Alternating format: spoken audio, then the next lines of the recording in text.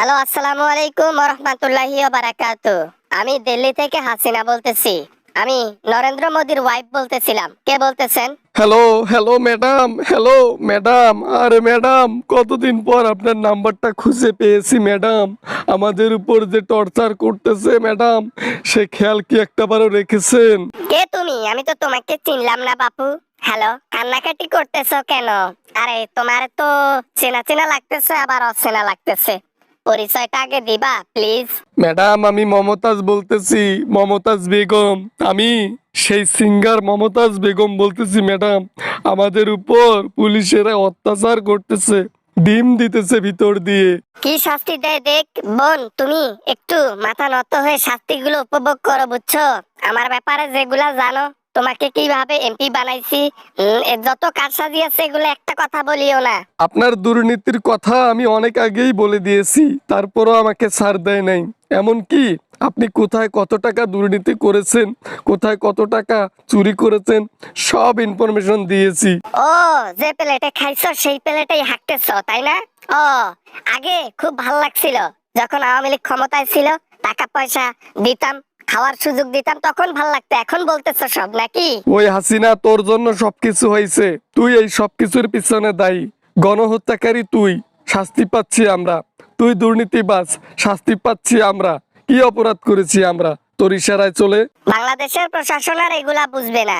হ্যাঁ, এগুলা বুঝবে না। মেইন কথা, তুমি আওয়ামী লীগের একজন নেতা ছিলা, এইটা হচ্ছে মেইন ফ্যাক্ট। বাকি কিছু ভুলে যাও। শাস্তি গ্রহণ করো, গ্রহণ করে এনজয় করো। আমি অভিশাপ দিচ্ছি তোমাকে হাসিনা, অভিশাপ দিচ্ছি। তুমিও একদিন এই জেলের মধ্যে আসবা। তোমারও পিছন দিয়ে বড় বড় রাজহাঁসের ডিম দিবে এই প্রশাসন, যে প্রশাসনের গল্প তুমি এখন করতেছো। বাংলাদেশের প্রশাসন আমি কখনোই তাদের হাতে পড়বো না। বাংলাদেশের প্রশাসন আমাকে ধরতেও পারবে না। আমি মোদির কাছে আছি, রাষ্ট্রীয় জায়গার মধ্যে আছি। ধরা সহজ নাকি? এখন যা কিছু করার করে নেন, সমস্যা নাই। বিএমপি চুপ করে আছে তার মানে এই নয় যে আপনাকে গ্রেপ্তার করবে না। তারা শুধু ক্ষমতা পাওয়ার জন্য একদম চুপ করে আছে। শুধু ক্ষমতাটা তাদের হাতে আসুক, দেখিয়েন ইন্ডিয়া ছাড়তে বাধ্য থাকিবেন। এগুলা ফালতু কথা বলার জন্য তুমি আমাকে ফোন করছো মমতাজ? এই ধরনের কথা বলে থাকলে তুমি এখনই ফোনটা রেখে দাও।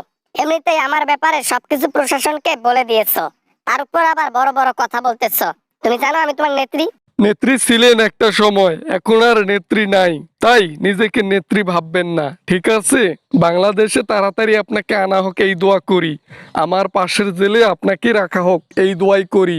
না, এ তো কুদুয়া দিতেই আছে। ফোনটা রেখে দেই, আর ভাল লাগতেছে না। মোদির সাথে এনজয় করতেছিলাম, এমতো অবস্থায় ও আবার ফোন করে বিরক্ত করছে।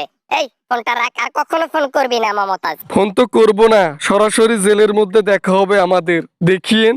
আমি কথাটা বললাম, খালি নির্বাচন হোক, তারপর দিল্লিতে থাকেন আর যেখানেই থাকেন, আপনাকে তুলে আনবে এই সরকার, যে সরকার ক্ষমতায় আসবে। হ্যালো বন্ধুরা, আশা করি ভিডিওটা অনেক ভালো লেগেছে অ্যান্ড অনেক এনজয় করেছেন।